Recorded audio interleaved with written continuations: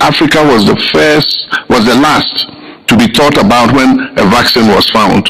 And Africa was the last to begin to receive vaccines. That shows you our place if we don't take our destiny into our own hands.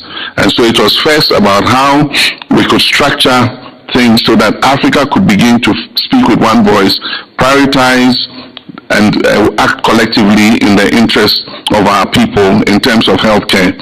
But the Accra reset goes beyond just healthcare. It goes into other areas, talks about the global economic order, the breaking down of the global economic order, what new system will replace it, and what will Africa's role be in that new system. It talks about value addition to areas in which we have a comparative advantage, our mineral ores, our critical minerals, rare earths, and all that. Bringing value addition home so that we can create opportunities for our young people to be able to stay at home and work and not risk their lives crossing the Sahara Desert and the Mediterranean Sea.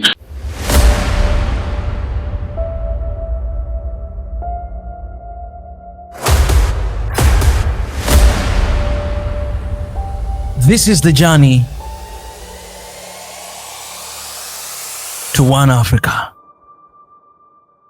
In February 2024, the Assembly of Heads of State and Government of the African Union adopted Decision 884, declaring 2025 as the year of justice for Africans and people of African descent through reparations.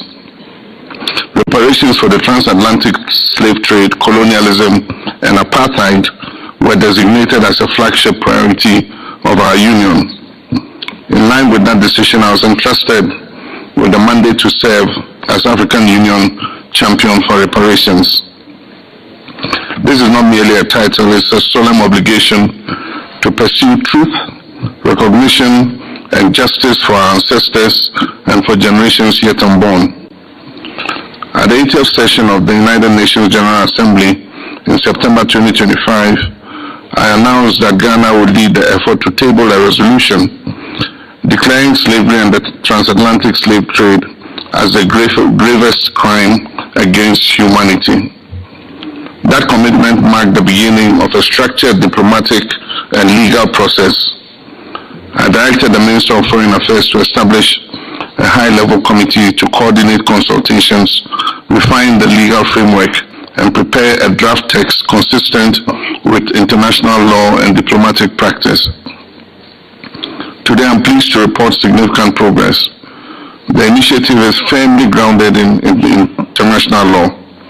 Slavery is prohibited under international law as a peremptory norm, a jus cogens principle from which no derogation is permitted. The resolution builds upon this legal foundation and rests on three pillars. First is historical accuracy, second is legal defensibility, and third is continental and diaspora alignment. We've ensured that the text of this resolution reflects rigorous scholarship, moral clarity, and diplomatic credibility. Ghana has undertaken extensive consultations to strengthen the resolution. We've engaged with the ECOWAS, we've engaged with UNESCO, the Global Group of Experts on Reparations, the Pan-African Lawyers Union, academic institutions, the African Union Committee of Experts on Reparations, and the African Union Legal Experts Reference Group. We hosted the inaugural joint meeting of the African Union Committee of Experts on Reparations and the African Union Legal Experts Reference Group in Accra earlier this month to further refine the text of the resolution. We also began engagement with the diaspora at the Ghana Diaspora Summit held in December last year. This has been inclusive, deliberate, and consultative. Following expert consultations, the title has been refined to read Declaration, and I quote, Declaration of the Trafficking in Enslaved Africans and Racialized Chattel Enslavement of Africans as the Gravest Crime Against Humanity. This language is precise. It recognizes the systematic trafficking of millions of Africans, the racialized and institutionalized nature of chattel enslavement, the unprecedented scale and enduring consequences of these crimes. Precision in language strengthens precision in justice. At the recent African Union Summit, the Executive Council recommended the endorsement of this resolution. I'm pleased to inform you that the Assembly of Heads of State and Government adopted that decision by consensus at this 39th Ordinary Session. This gives Ghana a clear and unified continental mandate. Our next major engagement will be at the 50th regular meeting of CARICOM later this month. The Caribbean and Africa share a deeply intertwined history, and their support will be pivotal to the tabling of this resolution. Beginning 20th February 2026, Ghana will conduct intensive diplomatic engagements in New York with CARICOM, the Non-Aligned Movement, the Group of 77 in China, the European Union, and other regional groupings. Informal consultations on the draft text are expected to take place between 23rd February and 12th March 2026. Our objective is simple: to build a broad consensus behind this resolution. The initiative is not directed at any nation. It is directed towards truth, recognition, and reconciliation. On 24th March, Ghana will host a high-level side event at the United Nations, followed by a wreath-laying ceremony at the African Burial Ground National Museum in New York. And on 25th March 2026, the International Day of Remembrance of the Victims of Slavery and the Transatlantic Slave Trade, Ghana, together with co-sponsors and with the endorsement of the African Union, will formally table the resolution before the General Assembly. Let me emphasize, the General Assembly. I think there was a mistake when the chairman said the Security Council. It's the General Assembly. The date is intentional because it connects memory with action. We call upon all member states to support and co-sponsor this resolution. The adoption of this resolution will not erase history, but it will acknowledge it. The trafficking in enslaved Africans and racialized chattel enslavement were foundational crimes that have shaped the modern world, and their consequences continue to manifest in structural inequality, racial discrimination, and economic disparity. Recognition is not about division, it is about moral courage. Adoption of the resolution will not be the end. Following the adoption, Ghana will continue engagement with the United Nations Secretary General, the African Union Commission, relevant UN bodies, and interested member states. This is about a sustained dialogue on reparatory justice and healing. Distinguished ladies and gentlemen, this initiative presents us a historic opportunity, an opportunity to affirm the truth of our history, an opportunity to recognize the gravest injustice in human history, an opportunity to lay a stronger foundation for genuine reconciliation and equality.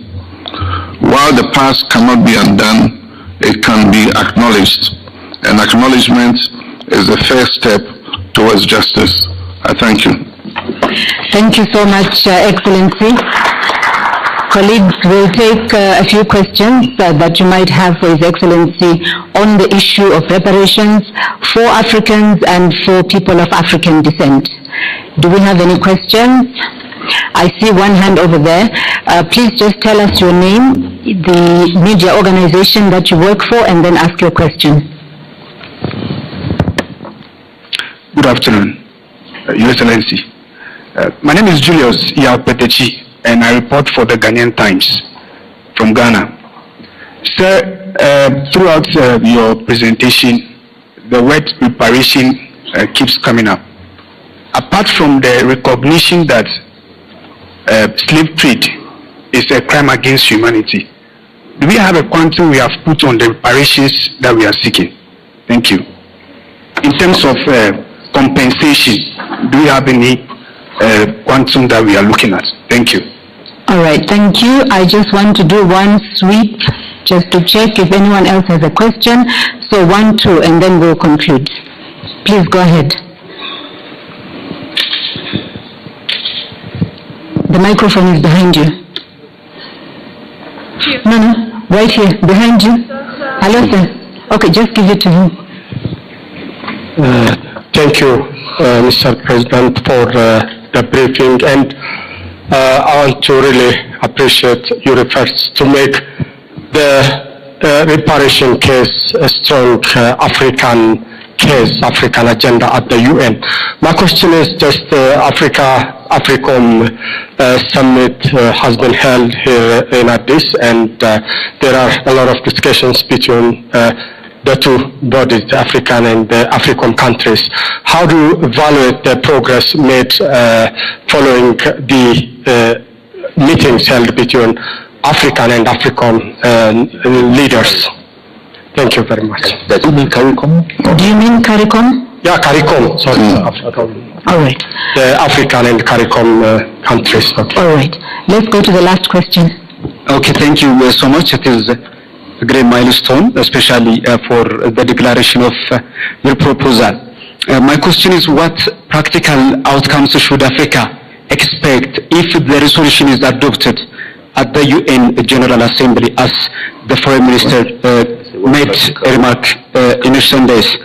Beyond that, at the recent Accra receipt at this, Mr. President, you said that Africa has reached at the turning point that we cannot afford to ignore. Why you said that, and what might be done, especially to navigate the situations? Thank you so much. Excellency, you have the floor. Thank you very much. The first step towards healing is truth. The truth about the story of the transatlantic slave trade must be told. And this resolution at the United Nations is the first step.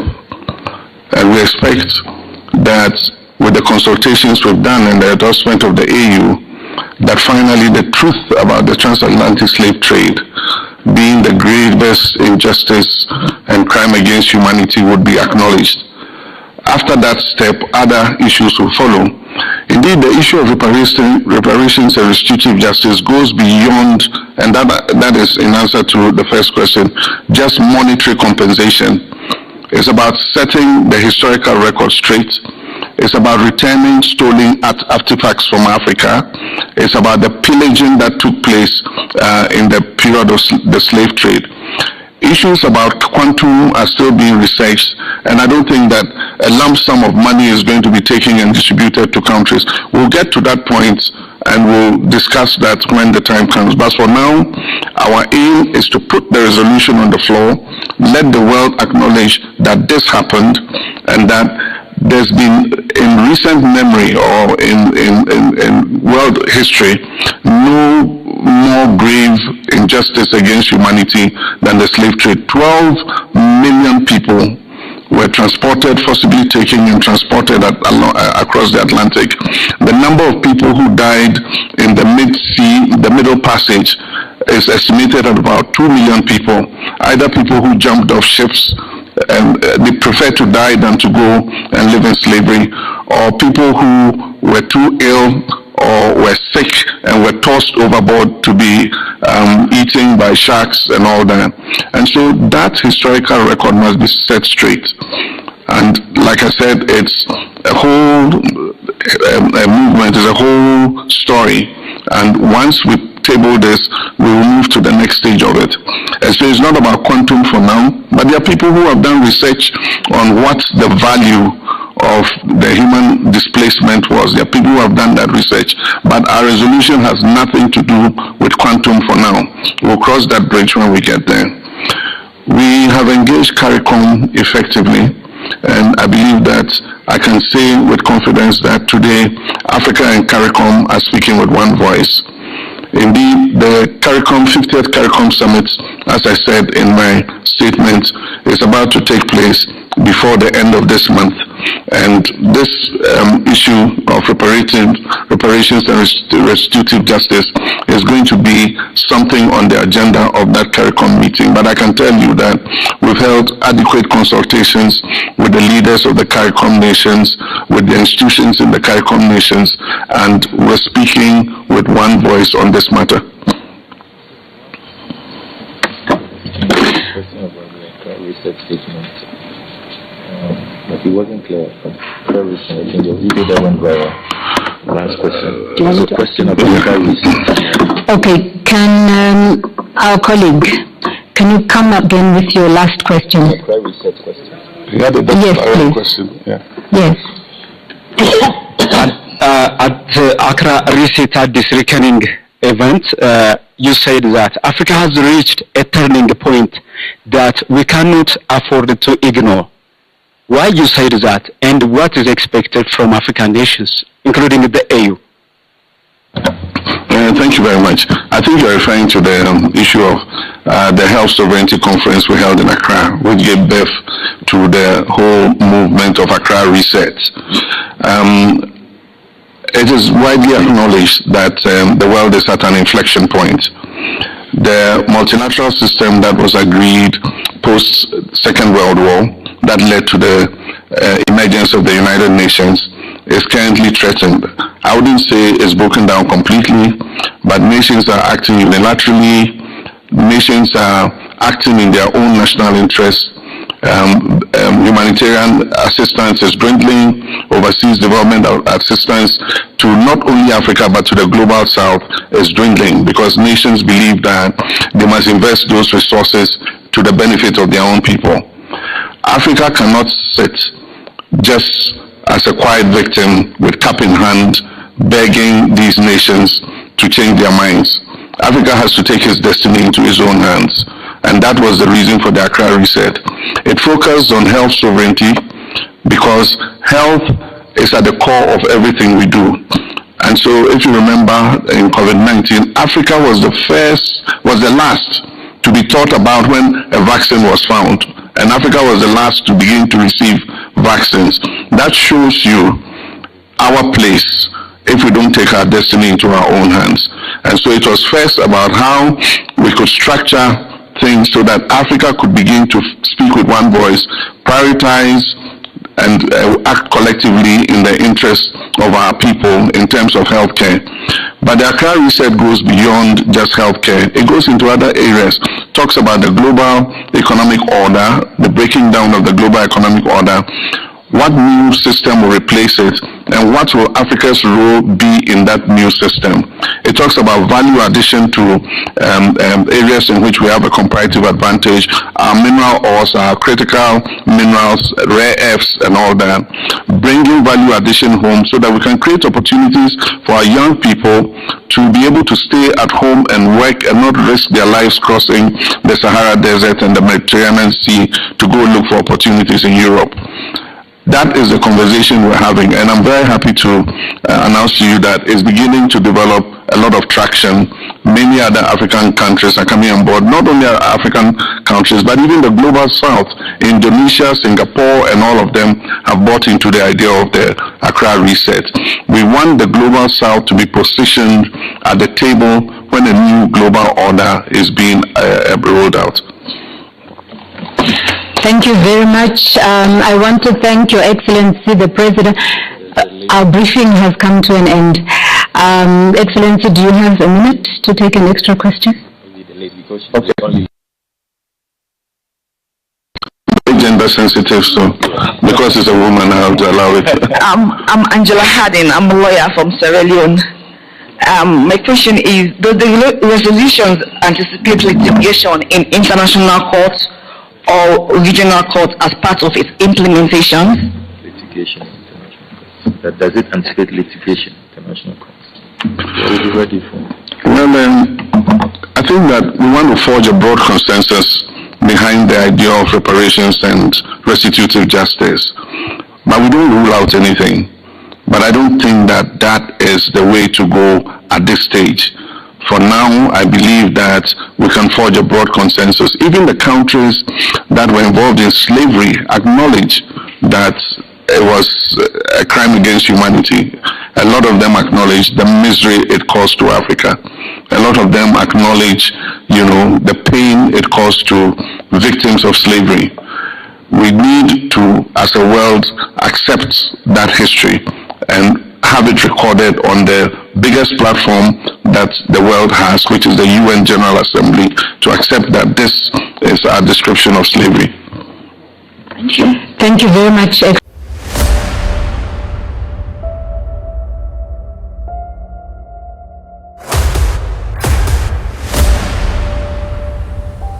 This is the journey to one Africa.